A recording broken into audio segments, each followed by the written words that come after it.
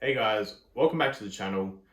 This is a topic that I really do want to dive deeply to on my YouTube channel, and it is about being a dad, being a new dad, my tips, tricks, what advice I can give, my own personal experiences.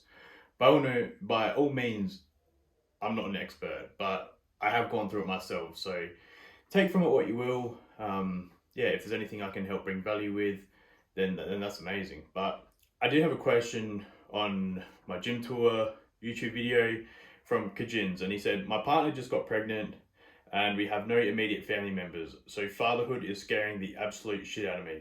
Any tips on fatherhood and how you adjusted? Um, and that I think is just a great question because I went into it or went into fatherhood not knowing what to expect, and not knowing what to do really. It's all just a learning experience. And I probably didn't do enough research. I probably just went into it with the old she'll be right kind of thing. Didn't do too much research, didn't really think too much about it. And it was a massive shock to me. The feelings that I had were two completely different ends of the spectrum. On one side, it's the most amazing, happy, beautiful time of your life with just a new baby. But at the second time, on the second part, it was the hardest part of my life by far.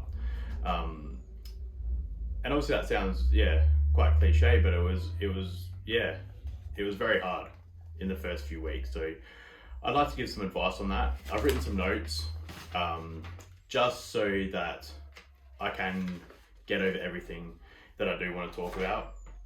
Um, there's two things here. So I want to bring up things that you may find or things that I found, but then on the flip side, about things that you can do to overcome that. So probably the biggest thing, or one of the biggest feelings I had was the feeling of uselessness. And by that, I mean that you're unable to do a lot of the things as a father. The mother will like breastfeed. So unless you're bottle feeding straight away, obviously you can help with that. But breastfeeding every couple of hours, you do feel a bit useless because the baby's always relying on mum. Your baby a lot of the time only wants mum. Only mum can put her to sleep. She only calms down when mum holds her. Obviously that'll change over time once you get that connection with your baby. But at the moment I think, fuck, like what can I do? And I did feel useless. I'm like, Leanka's breastfeeding, Leanka's doing this, Leanka's doing that. She cries whenever I hold her, she starts crying. And I did feel a bit useless. You just don't really understand where you fit into the whole scenario, or at least I didn't. This is my own personal experience. Didn't really understand exactly where I fit, and I just didn't really know what my job definition was. Like, what am I doing if Leanka's doing all these things? Like, how do I fit into it? The other thing is that your life does completely change, and that is probably the biggest thing. And it is great, but your life does completely change. All of a sudden, you've got this little human that you have to look after. Like, your whole life now revolves around this little person. I always laugh because with a dog, if you get sick of the dog, if the dog's throws up on the carpet or the dog does something, whatever, the dog's chewed your pair of socks, you just put it outside, walk away, leave it. But you can't do that obviously with a baby. You have to be there 24/7. It's a lifelong thing. So your life does completely change. I used to remember back in the day when my mates have had babies, and I used to think, why can't they just come to the gym? Like, oh, let's train at 7, and then I get a message at 6:45, sorry man, can't make it. Like, you don't really understand unless you're in that you can't just drop everything and go train, or you can't just drop everything and go to the pub, or you really just have to be there. And that's with that, you do feel like you don't necessarily have time for anything. It's very hard navigating time because you don't know when the baby's going to sleep. You don't know when your baby's going to be awake. You don't know if they're going to sleep for 2 hours. You don't know if they're going to sleep for 30 minutes. You don't know. It's just that massive unknown. So yeah, that was probably the three things that I found was that, the uselessness, your life completely changes, and not feeling like you do have time for anything. That being said, as I said, I've got some tips to get around those things, and these are things that I found that I did, Leanka and I have done, which I found got me around those things and helped me through those issues that I did have. So the main thing is just to tackle everything as a team and put on a united front. So when you are sleep deprived, when the baby's crying, you just like stressed. Those first few days when you come home and like I said, you don't know what to do. Like it is a very stressful situation. If you're uptight and you're a bit anxious, you can find yourself getting angry at your partner or short with your partner, or you have to just sit back and remember, fuck, we're a team, we're doing this together. This is our little child in the world, and everything is fine if you come together as a team. You're on the same team, and that was probably something that Leanka and I did have to remember, that we were in it together. She might have got angry at me or she might have been snapping at me, but it wasn't directly because of something I was doing. It was just because of those feelings from just giving birth and from having our lives really change. So that's probably a big thing, is just making sure you're coming together as a team and remembering that if there is snapping or there's those kind of things, it's not because of you, it's because of just what's going on. Doing as much as you can to help your partner. So this comes back to not being able to breastfeed, but I personally tried to find other ways I could step up in the house. So whether that's seeing if your partner needs a drink or your partner needs food, like if they're breastfeeding for an hour or that, they might be absolutely starving, go get them some snacks, go get them a drink of water, whatever you can do. Just try and find things where you can help. Whether that's starting, I mean, I don't do the washing, but if that is, starting putting on loads of washing, doing some cleaning, vacuuming. I did a lot of vacuuming. I've fucking never vacuumed so much in my life, but I just wanted to feel like I was doing something to help out. So I vacuumed, cleaning, dusting, those kind of things. Going to the shops, making sure there's all plenty of food in the house, making sure your shopping's up to date.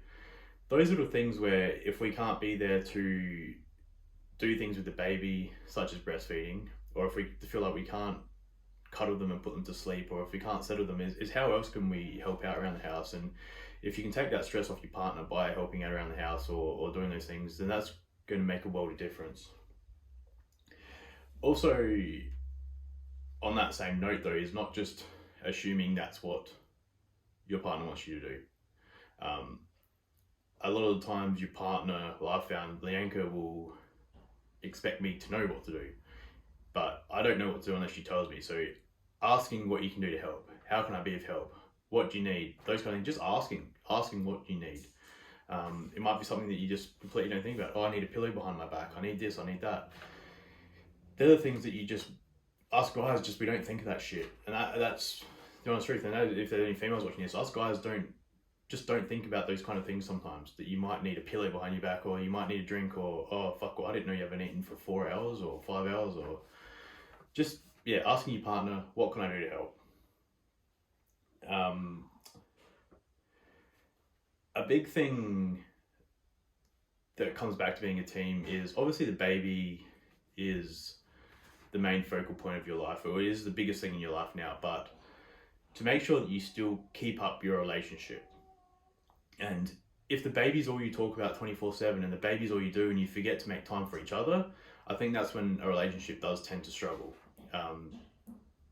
If the baby, we've been lucky that Paige goes to bed at 7 or 8 p.m. at night, and she does sleep majority through the night. Well, she has been sleeping through the night, which has been amazing. So we know that 7 or 8 o'clock, once she falls asleep, that's our time. So if we can put on a movie, if we can do whatever together, just making sure that the baby isn't the only thing in your life, is still making time for each other.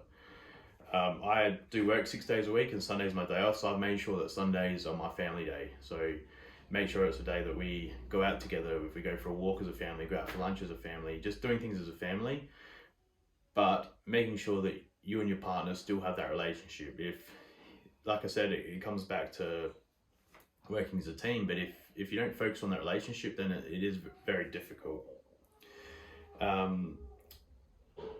Something for me that definitely helps my mental health, and I guess most people, if you're watching me on this channel, is fitness is a big part of your life. But for me, training is a huge thing, and one of the main things for my mental health. If I don't train, I do fall apart, and then that's just how it's always been. Since I was 13, 14, or even younger, because I've always been involved with sports, but from 13 to 14, when I started lifting weights, it's always been my outlet. It's always been what I've done if I'm stressed. It's always what I've been to just, release and give me those endorphins. And it's been the biggest thing for my mental health is just lifting weights. I did then obviously make sure that my training was still something that I prioritized throughout the early stages of when Paige was born. That's not saying that if you don't want to go train chest at 6 p.m. every Monday night, I'm not saying prioritize that and go train chest at 6 p.m. on Monday night, but you need to make sure that you still train.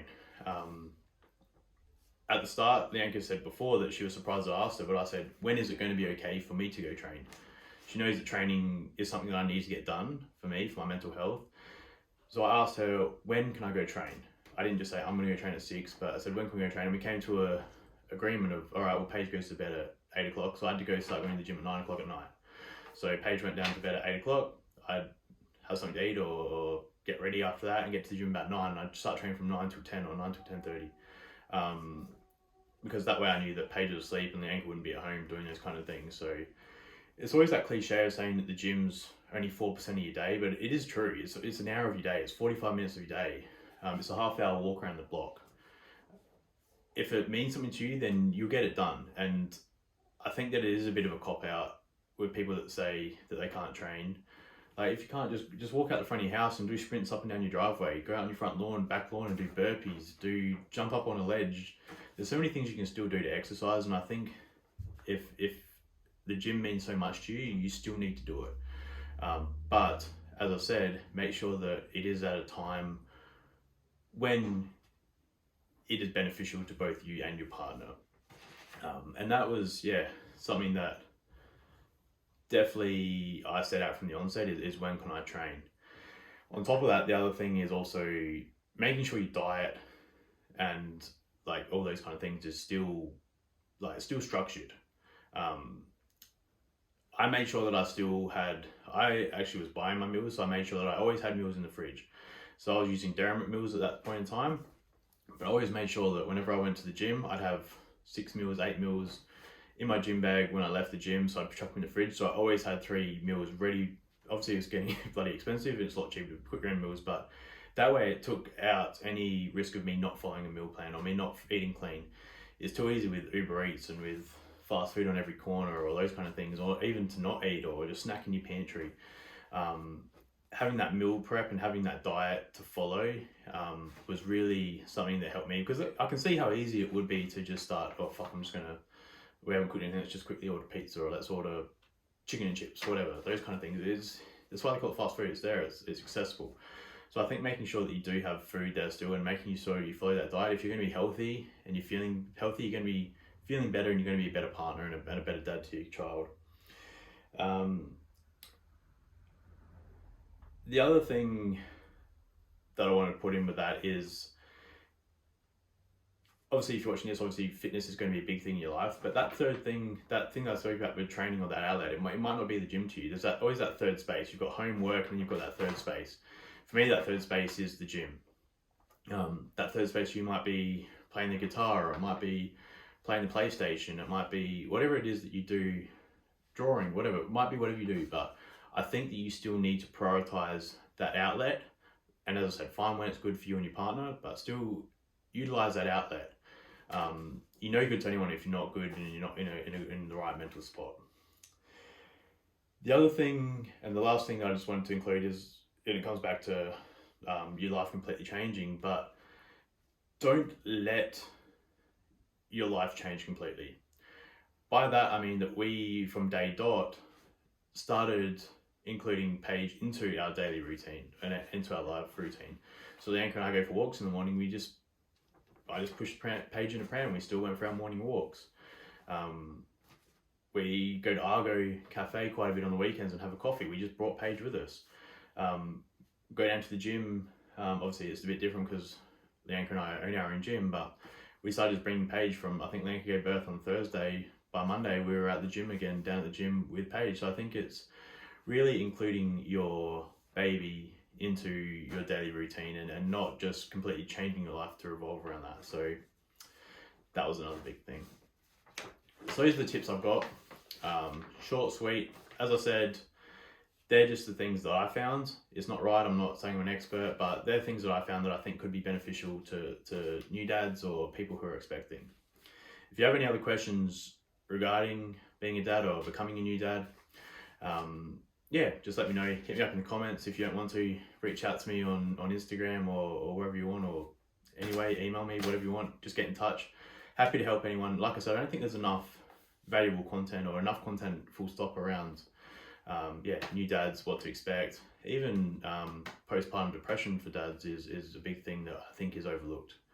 But yeah, perhaps I can delve into that more in further videos. So make sure you like, subscribe, and share if you did find it valuable. If you didn't, I apologize. But yeah, thanks for watching, and I'll see you in the next video.